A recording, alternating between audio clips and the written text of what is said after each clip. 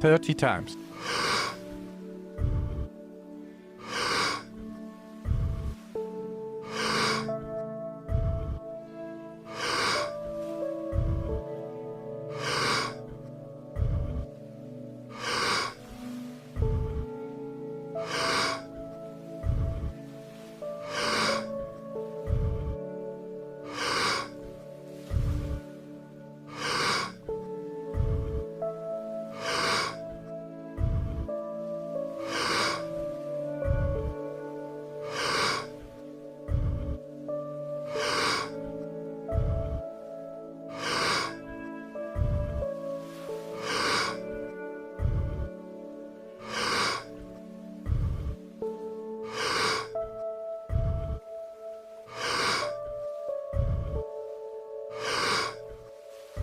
Ten times more.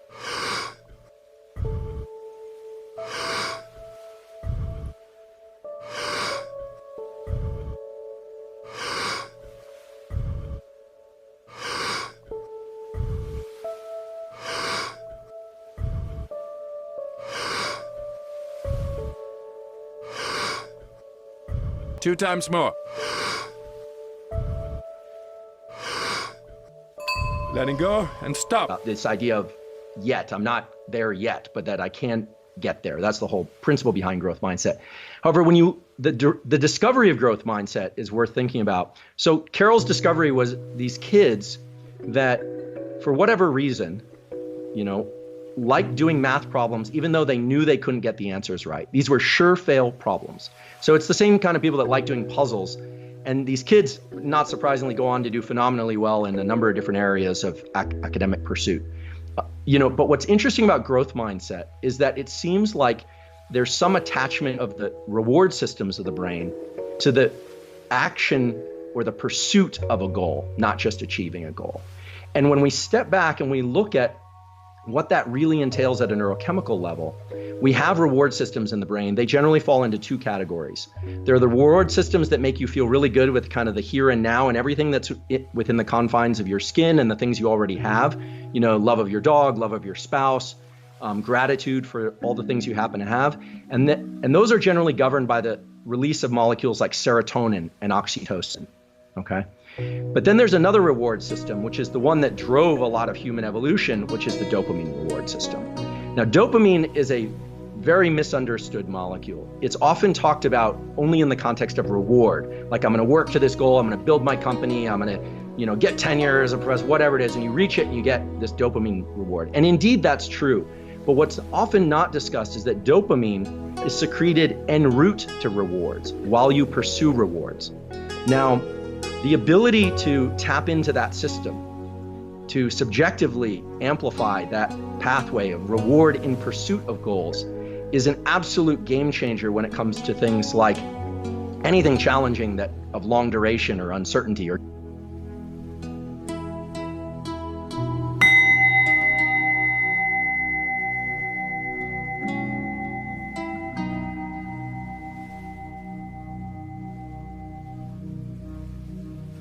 Thirty times.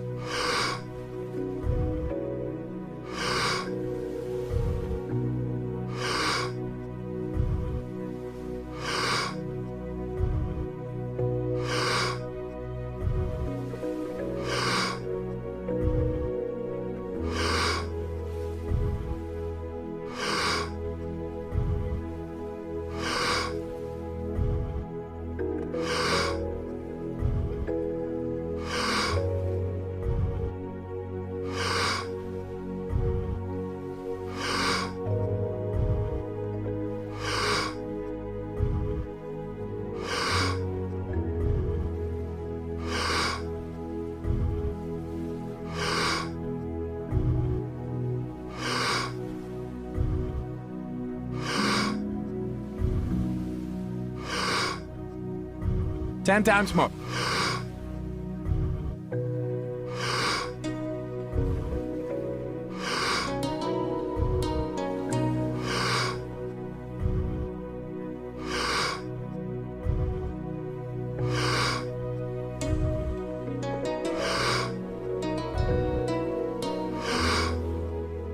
Two times more.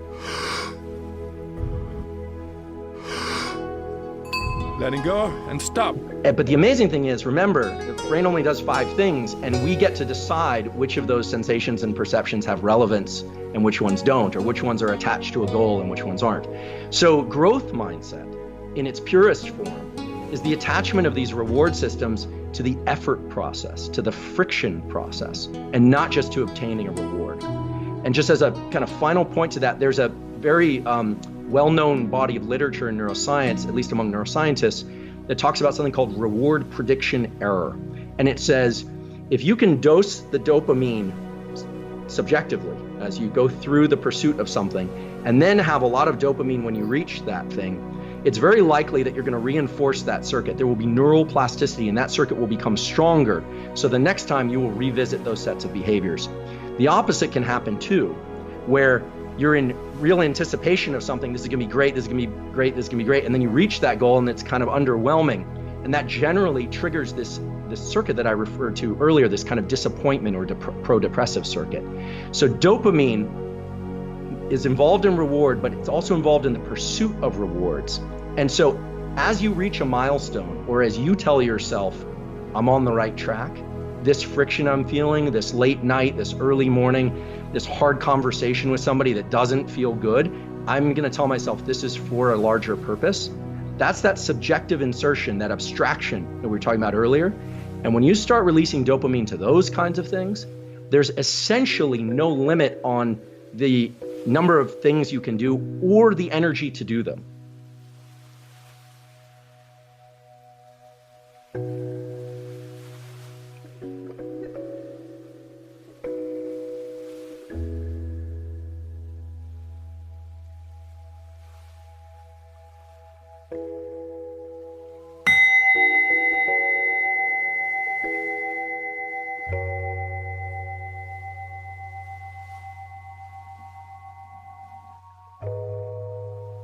Thirty times.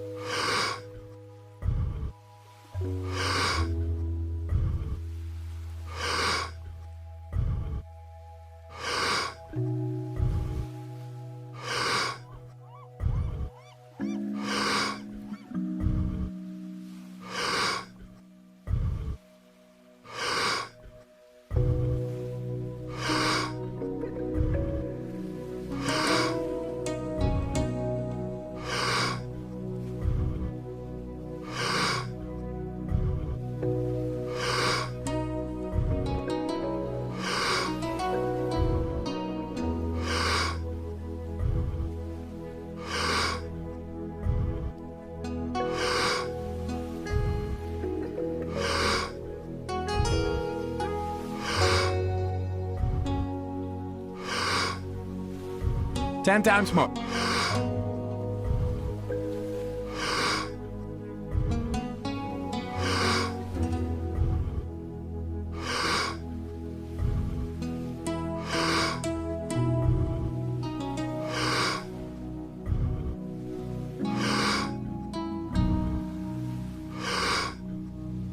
Two times more. Letting go and stop. So just as a last point about dopamine, when we're in effort, we're always secreting adrenaline. We're always in pursuit, and it's draining, it's tiring.